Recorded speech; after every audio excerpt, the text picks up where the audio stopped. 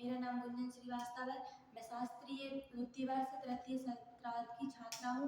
मेरा विषय है राजपूत कालीन युग। मैं केंद्रीय संस्कृत विश्वविद्यालय परिसर की छात्रा हूँ। तो राजपूत कालीन युग में राजपूतों की उत्पत्ति के सिद्धांत, राजपूत प्रशासन, सामाजिक जीवन, आर्थिक जीवन, उद्योग, धार्मिक जीवन और पतन के कारण और राजपूत कालीन इतिहास के बारे में हम कुछ जानकारी जानेंगे। तो सबसे पहले आते हैं हमारे राजपूतों की उत्पत्ति के सिद्धांत। तो सर्वप्रथम है अग्निकुंड से उत्पत्ति का मत। ये मत ये मत पृथ्वीराज रासो जो कि चंद्रवरदाई द्वारा लिखित एक ग्रंथ है उसमें हमें मिलता है। फिर दूसरे नंबर पर आता है सूर्य एवं चंद्रवंशी मत। ये मत हमें डॉक्टर ओझा ने बताया है, जिसमें सूर्य एवं चंद्र वंशियों के बारे में हमें बताया गया है। फिर आता है विदेशियों से उत्पत्ति का मत।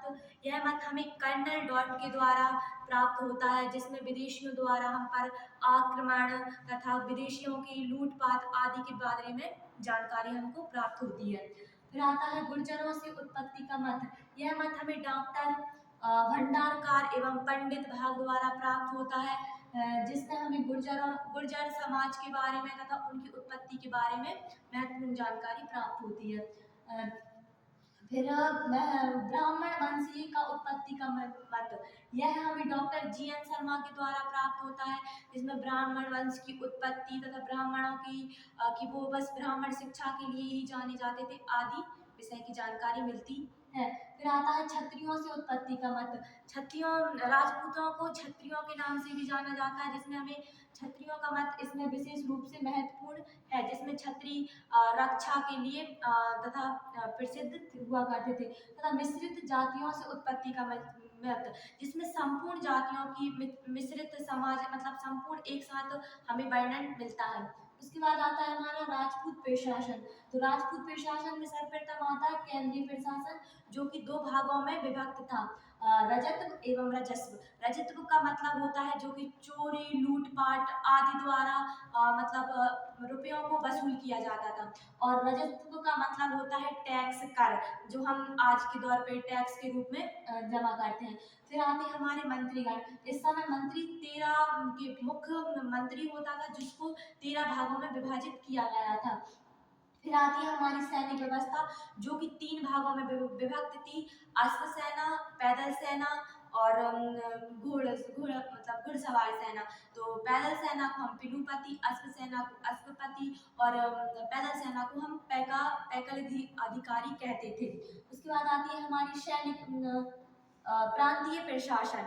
जो प्रांतीय प्रशासन था ना, वो 5 भागों में विभक्त था, मंडलेश्वर, मांडलिक, क्या बोलते हैं, महासमांत, समांत, लघु समांत और चतवारिश। मंडलेश्वर वो होते थे जिसमें 10 लाख के गांवों का स्वामी होता था, और मांडलिक 50,000 के गांवों का स्वामी। महासमांत 10,000 गांवों का स्वामी होता था। फिर समांत 5,000 ग्रामों का स्वामी। उसके बाद आता है लघु समांत, जो कि 5 ग्रामों का स्वामी होता था। फिर उसके बाद आता है चतुरांशिक, जो कि 1 ग्राम का स्वामी होता था। फिर उसके बाद आता है ग्राम शासन। तो ग्राम की सबसे छोटी इकाई पंचायत होती थी, जिसमें ग्राम में पंचकुलों का निर्माण किया गया था, जिसमें पंचकुल ग्राम में न्याय प्रशासन इत्यादि व्यवस्था देखा करते थे। फिर आता है स्थानीय प्रशासन, मतलब स्थानीय लोगों का रहन सहन एवं खान पान व्यवस्था की जानकारी प्राप्त होती है। फिर आती है समांतिवादी व्यवस्था। समांतिवादी व्यवस्था में जिस प्रकार कुछ समानताओं के रूप में व्यवस्था को अधिकारियों के रूप में बांटा गया था। उसके बाद आता है सामाजिक जीवन। तो सामाजिक जीवन में 4 वर्णों में ये विभक्त हो चुका था, क्षत्रिय, वैश्य, शूद्र। और इस समाज में एक नए वर्ग का एवं जो सबसे प्रथम शिक्षित वर्ग माना जाता है, कायस्थ समाज का उदय हुआ। फिर उसके बाद आता है हमारा आर्थिक जीवन। आर्थिक जीवन जहाँ तक कि हमें पता है कि कृषि पर आधारित होता था, तो आर्थिक जीवन कृषि, कर्म, भू स्वामित्व, सिंचाई एवं कर व्यवस्था इत्यादि में आता था। फिर आता है हमारा उद्योग। तो उद्योग वस्त्र उद्योग, धातु उद्योग, श्रेणी संगठन, चित्रकला। चित्रकला हमारे राजपूत कालीन में चित्रकला ना कि चित्रात्मक होते हुए बल्कि भावात्मक रूप से थी। और फिर आता है हमारा धार्मिक जीवन। धार्मिक जीवन में मूर्ति कला, कला, तांत्रिक विचारधारा, जैसे कि आज के ज़माने में देखा जाता है कि तांत्रिक मतलब जादू टोनाओं पर व्यक्ति बहुत ज़्यादा विश्वास करता है। फिर आता है जैन धर्म, शास्त्र संप्रदाय, शैव भक्त। राजपूत कालीन में भी अनेक शिव भक्त हमें मिले। नाथ संप्रदाय, सूर्य पूजा, उस समय भगवान सूर्य को अधिकतर इष्ट देव माना जाता था। फिर इसमें बौद्ध धर्म में भी गणेश पूजा। फिर ब्राह्मण धर्म में भी हमें वैदिक एवं वैष्णव धर्म के अनेक जानकारी प्राप्त होती है। फिर उसके बाद आता है हमारा राजपूतकालीन साहित्य।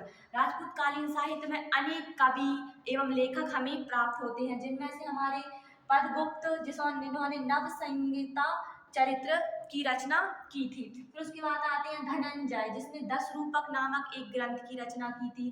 फिर उसके बाद आते हैं राजशेखर, जिसने कयूर मंजरी नामक ग्रंथ की रचना की। फिर उसके बाद आते हैं श्री महिर, जिसने नैषधिक चरित्र नामक ग्रंथ की रचना की। सोमदेव कथा चरित्र सागर। कलहण, जिसने राज्य तरंगिणी ग्रंथ की रचना की थी। फिर आती है चंद्रवरदाई, जिसने पृथ्वीराज रासो नामक ग्रंथ की रचना की। फिर आते हैं बिरहण, जिसने विक्रमादेव नामक की। इसमें हमारे कुछ हमें मतलब संस्कृत नामक ग्रंथ भी मिलते हैं, जिनमें बाल रामायण, शिल्पसार, कुंभ भट्ट, शंकराचार्य, दंड मिश्रा और रामानुजन नामक आदि लेखक एवं कवि प्राप्त हुए थे। फिर आते हैं हमारे राजपूतकालीन युग के पतन के कारण। तो राजनीतिक सबसे प्रमुख पतन का कारण माना जाता है राजनीतिक एकता का अभाव। मतलब हमारे